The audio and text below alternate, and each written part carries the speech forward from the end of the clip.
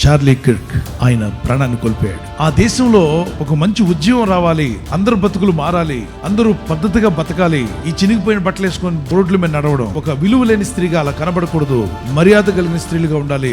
అలాగే పురుషులు కూడా పద్ధతి కలిగి బతకాలి. మగాళ్ళు పెళ్లి చేసుకోవడం ఏంటి, ఆడవాళ్ళు పెళ్లి చేసుకోవడం ఏంటి, అసలు ఎక్కడుంది అది? దేవుడు పెట్టిన పద్ధతిని మార్చేశారు. మీరంతా మారాలి, మన దేశం పాడైపోతుంది. పౌరుషం కలిగినటువంటి ఒక ఎవాంజలిస్ట్. అతన్ని చాలా మంది భయపెట్టారు, నేను చంపుతామన్నారు. దేనికి భయపడదు, ఏదో ఒక రోజు చావు వస్తుంది. చావుకు భయపడే రకం కాదు, సింహంగానే ప్రసంగాలు చేశాడు. అన్ని వేల మందిలో దేవుని మాటలు చెప్తూనే ఉన్నాడు. ఒకవైపున దేశం కొరకు పోరాడుతున్నాడు, మరొక వైపున దేవుని సత్యం కొరకు పోరాడుతున్నాడు. ముష్కరులు గురిపెట్టి అతని మీద తూటాలు ఆ గన్ షాట్ చేశారు, అక్కడికక్కడే మరణించాడు. కానీ అతను మాట్లాడిన మాటలు ఇప్పుడు ప్రపంచమంతా రీచ్ అయిపోతున్నాయి. ప్రతి ఒక్కరు అవి చూస్తున్నారు. Some people think that Charlie Kirk is gone. No, he is there in every heart. కొంతమంది అనుకుంటారు చార్లీ కిర్క్ అనే వ్యక్తి ఇక లేడి వెళ్ళిపోయాడు అనుకుంటారు. లేదు, ప్రతి ఒక్క హృదయంలో కూడా ఆయన ఉంటాడు. His spirit is with the Lord. ఆయన ఆత్మ ప్రభు వద్ద ఉన్నది. That's why Jesus said, don't be afraid of people. దేహమును చంపేవారికి భయపడొద్దు అన్నాడు. శరీరాన్ని మాత్రమే చేయగలరు, కానీ ఆత్మని ఏమి చేయలేరు. అలాంటి వారికి మీరు భయపడనక్కర్లా. Real life of human being starts after the death.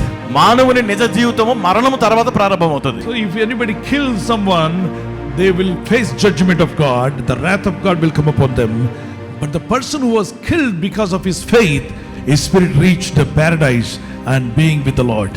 ఒకవేళ ఎవరైనా విశ్వాసమును బట్టి ఒక వ్యక్తిని చంపినట్లయితే చంపినటువంటి వ్యక్తి పైన దేవుని ఉగ్రత, కోపము, శిక్ష వస్తుంది. చంపబడినటువంటి వ్యక్తి తన యొక్క ఆత్మ దేవుని సన్నిధికి, దేవుని రాజ్యానికి చేరుతుంది. క్రైస్తవుడికి మరణం అంటే భయం లేదు, పెరిగి పందులు కాదు. Jesus was crucified on the cross. యేసు ప్రభువు సిలువ వేయబడ్డారు. He brought deliverance to mankind. మానవాళికి విడుదల తీసుకొచ్చారు. Forgiveness to mankind. మానవాళికి క్షమాపణ ఇచ్చారు. And his disciples, ఆయన శిష్యులు, they died for truth. వారు సత్యము కొరకు ప్రాణం పెట్టారు. Killed for truth. సత్యము కొరకు వారు చంపబడ్డారు. But God is watching. అయితే దేవుడు గమనిస్తున్నాడు. Nobody can escape God's judgment. దేవుడు చూస్తున్నాడు. దేవుని తీర్పు నుండి ఎవ్వరూ తప్పించుకోలేరు. Every killer has to face the judgment. ప్రతి హంతకుడు చంపిన ప్రతి ఒక్కరు కూడా తీర్పులో నిలబడాలి. క్రైస్తవుని మరణము అంతము కాదు, అది జీవం. సజీవంగా వాళ్ళు ఉంటారు, సజీవులుగా నిలిచిపోతారు. Let's pray for Charlie Kirk family. Lord God Almighty, సర్వశక్తిమంతుడైన ప్రభువా, Lord, comfort Charlie Kirk wife, his parents, his children, and everyone belongs to his family. ప్రభువా, చార్లీ కిర్క్ గారి యొక్క సతీమణి గారిని, వారి బిడ్డలను, వారి తల్లిదండ్రులను, వారి కుటుంబ సభ్యులందరినీ ఆదరించి ధైర్యపరచండి. Give them strength, వారికి శక్తిని to దయచేయండి. carry forward the mission. Bless them, Lord.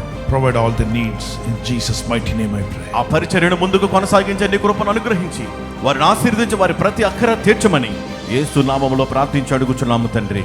Amen. Amen.